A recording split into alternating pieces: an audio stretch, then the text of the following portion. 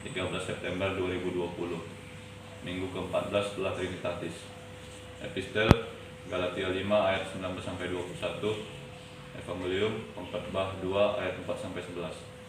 Tema: kenikmatan dunia adalah kesia-siaan.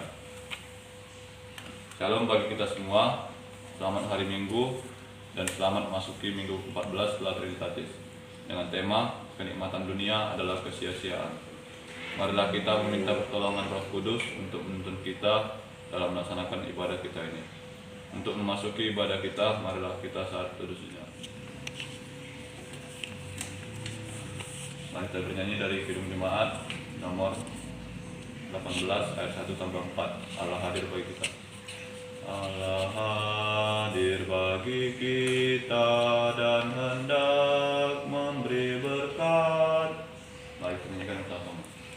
Allah hadir bagi kita dan hendak memberi berkat, melimpahkan kuasa Roh-Nya bagai hujan yang lebat.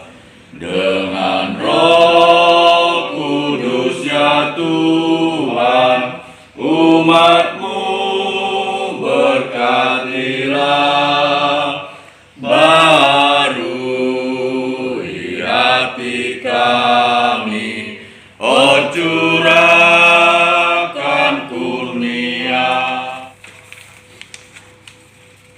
Di dalam nama Allah Bapa dan Anaknya Tuhan Yesus Kristus dan Roh Kudus, amin. Siapa yang mempersembahkan syukur sebagai kurban, ia memuliakan aku. Siapa yang jujur jalannya, keselamatan yang dari Allah akan kuperlihatkan kepadanya. Haleluya. Haleluya, haleluya, haleluya.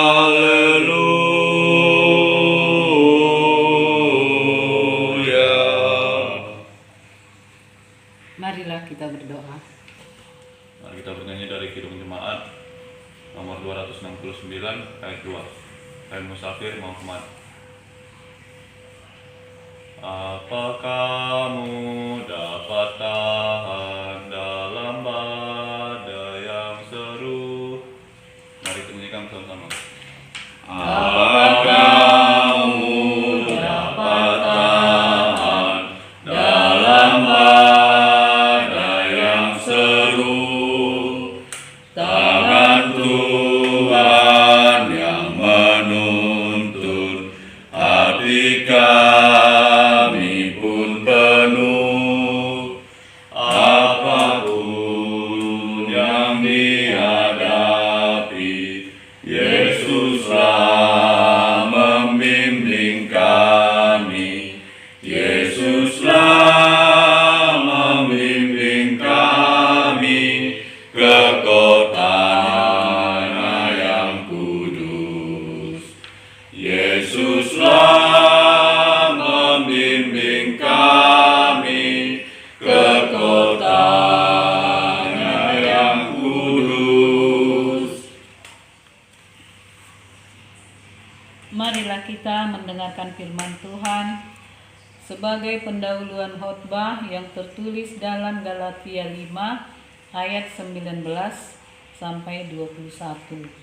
Demikian firman Tuhan. Perbuatan daging telah nyata, yaitu percabulan, kecemaran, hawa nafsu, Penyembahan berhala, sihir, perseteruan, perselisihan, iri hati, amarah, kepentingan diri sendiri, pencitraan, roh pemecah, kedengkian, kemampukan, pesta pora, dan sebagainya. Terhadap semua itu kuperingatkan kamu, seperti yang telah kubuat dahulu, bahwa barang siapa melakukan hal-hal yang demikian, ia tidak akan mendapat bagian dalam kerajaan surga. Demikianlah pembacaan firman Tuhan. Dari buku Ende nomor Markus 18 ayat 2. Masih nondang di bayan Yesus. Nangawon nadau najolo dina holom liluau. Mari kita nyanyikan bersama-sama. Nangawon nadau najolo dina holom liluau.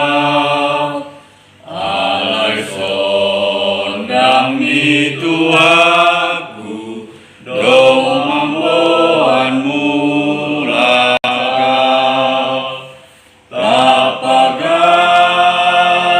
haritopta tapati udalani ai torok dopenalilu sayang kamu lagi.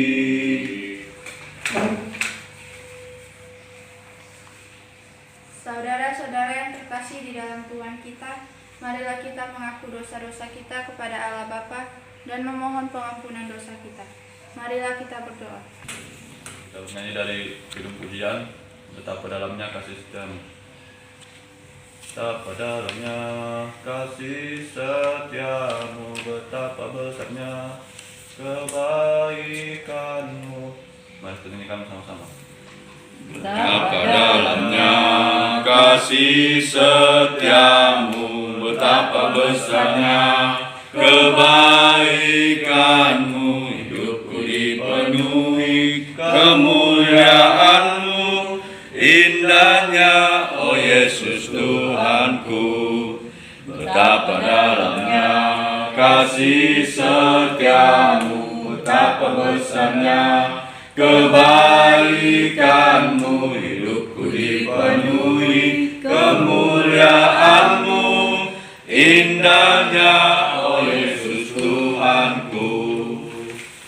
Sempurnalah kehidupanku sejak hadir dalam hatiku, kau perhatikanku setiap waktu. Oh sungguhnya Yesus Tuhanku, betapa dalamnya kasih setiamu, betapa besarnya kebaikanmu, hidupku dipenuhi kemuliaanmu, indahnya oh Yesus Tuhanku.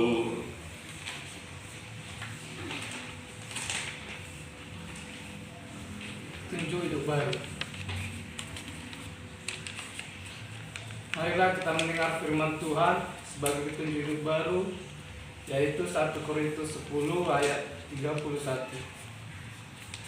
Aku menjawab, jika engkau makan, atau jika engkau minum, atau jika engkau melakukan sesuatu yang lain, lakukanlah semuanya itu untuk kemuliaan Allah. Jika demikian, marilah kita berdoa memohon kekuatan dari Tuhan supaya kita dapat melakukannya.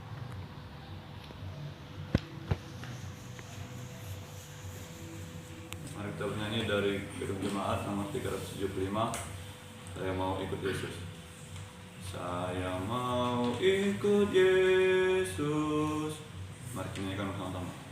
Saya mau ikut Yesus, saya mau ikut Yesus, sampai selama-lamanya. Meskipun saya susah, menderita dalam dunia, saya mau ikut Yesus sampai selama-lamanya. Marilah kita bersaksi mengikrarkan pengakuan iman kita bersama jemaat pada segala abad di seluruh dunia. Mari kita bersatu dalam doa.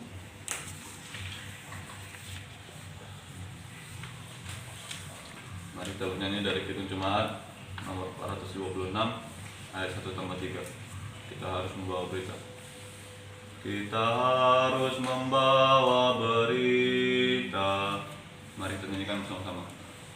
Kita harus membawa berita pada dunia dalam gelap tentang kebenaran dan kasih dan damai yang menetap dan damai yang menetap karena gelap jadi remang pagi dan remang jadi siang terang. Kuasa Kristus kan nyatalah, rahmani dan cemerlang.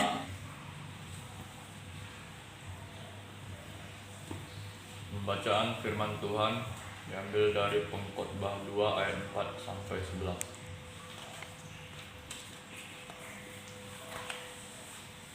Pengkhotbah 2 ayat 4-11. Hikmat dan kebodohan adalah hal yang sia-sia. Aku melakukan pekerjaan-pekerjaan besar, mendirikan bagiku rumah-rumah, menanami bagiku kebun-kebun anggur. Aku mengusahakan bagiku kebun-kebun dan taman-taman, dan menanaminya dengan rupa-rupa pohon buah-buahan. Aku menggali bagiku kolam-kolam untuk mengairi dari situ tanaman pohon-pohon muda. Aku membeli budak-budak laki-laki dan perempuan, dan ada budak-budak yang lahir di rumahku. Aku mempunyai juga banyak sapi dan kambing domba, melebihi siapapun yang pernah hidup di Yerusalem sebelum aku. Aku mengumpulkan bagiku juga perak dan emas, harta benda raja-raja dan daerah-daerah. Aku mencari bagiku biduan-biduan dan biduanita-biduanita, dan yang menyenangkan anak-anak manusia, yakni banyak gundi. Dengan demikian aku menjadi besar, bahkan lebih besar daripada siapapun yang pernah hidup di Yerusalem sebelum aku. Dalam pada itu, hikmatku tinggal tetap padaku. Aku tidak merintangi mataku dari apapun yang dikehendakinya, dan aku tidak menahan hatiku dari sukacita apapun. Sebab hatiku bersukacita karena segala jeripayaku. Itulah buah segala jeripayaku. Ketika aku meneliti segala pekerjaan yang telah dilakukan tanganku, dan segala usaha yang telah kulakukan untuk itu dengan jeripayah, lihatlah, segala sesuatu adalah kesia-siaan, dan usaha menjaring angin memang tak ada keuntungan di bawah matahari. Amin. Shalom Bapak Ibu, saudara-saudari sekalian. Kenikmatan dunia adalah kesia-siaan. Jika ditanya untuk apa orang bekerja, maka kebanyakan orang mengatakan untuk mencari uang. Jika ditanya lagi untuk apa mencari uang, maka biasanya dikatakan untuk makan, untuk memenuhi kebutuhan keluarga dan kebutuhan lainnya. Namun jika ditanya lagi mengapa kita bekerja terus-menerus, bahkan tanpa henti setelah kita mendapat uang, kapan kita menikmati semuanya? Itulah yang ditanyakan oleh pengkhotbah ketika ia mengatakan segala sesuatu sia-sia. Jawaban atas pertanyaan di atas inilah yang dijawab pengkhotbah dalam nats ini. Penulis pengkhotbah ini secara serius untuk melihat kemungkinan adanya bagian hidup yang tidak sia-sia. Ternyata pada bagian pengkhotbah pasal 2 ini pun ia mungkin yakin bahwa hidup ini memang sia-sia. Dan itu telah dialami melalui segala pengalaman hidupnya yang direkam melalui panca indera dan melalui pengalaman hidupnya. dan ia akhirnya mengambil satu kesimpulan bahwa segala sesuatunya adalah sia-sia. Pengkhotbah 2 ayat 11 meneliti segala pekerjaan yang telah dilakukannya dan segala usaha yang telah dilakukan dengan jerih payah, tetapi menurutnya segala sesuatu adalah kesia-siaan. Seperti usaha menjaring angin, memang tidak ada keuntungan di bawah matahari. Tidakkah kita berhenti sejenak untuk tidak hanya berkutat dengan yang ada di dunia, namun juga memperhatikan dan kemudian mengingat siapa yang memungkinkan kita mempunyai pekerjaan? Siapa yang memungkinkan kita hidup di dunia? Begitulah pengalaman pengkhotbah. Berhenti sejak dari rutinitas kita dan tidak terjebak diperhambah oleh pekerjaan meski untuk tujuan mendapatkan uang. Si pengkhotbah di sini justru barulah sadar tentang akhir segala sesuatu yang sia-sia. Begitupun dengan kesenangan. Silakan menikmati kesenangan selama kesenangan itu adalah hasil jerih payah saudara, dan itu tidak haram. Apakah tidak boleh menikmati kesenangan dalam hidup ini? Menurut pengkhotbah, boleh. Selama kesenangan itu kita peroleh dari hasil jerih payah kita. Yang salah dan tidak boleh ada kalau kita mengutamakan atau menempatkan kesenangan itu menjadi tujuan hidup kita. Salah satu sikap hidup yang berkembang dewasa ini adalah menempatkan kesenangan di atas segala-galanya, atau yang sering disebut hedonisme.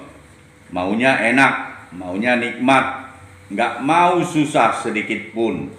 Pokoknya maunya enak. Namun pengkhotbah menegur orang-orang yang menempatkan kesenangan itu sebagai tujuan hidup, dengan berkata bahwa itu pun sia-sia.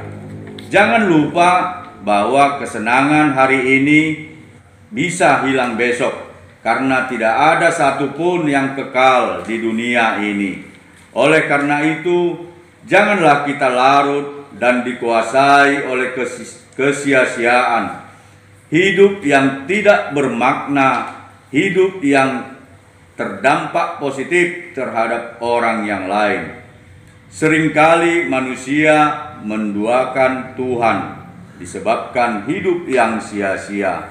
Hilangkan, jauhkan, dan segala kekhawatiranmu, carilah hidup yang tidak sia-sia di dunia ini. Amin. Salam. Mari kita bernyanyi dari Gedung Jemaat nomor 376 ayat 3 sampai 4. Ikuti kau saja Tuhan. Ikut dan menyangkal diri. Mari menyanyikan bersama-sama. Ikut dan menyangkal diri, aku buang yang fana, hanya turut kehendak-Mu dan padamu berserah.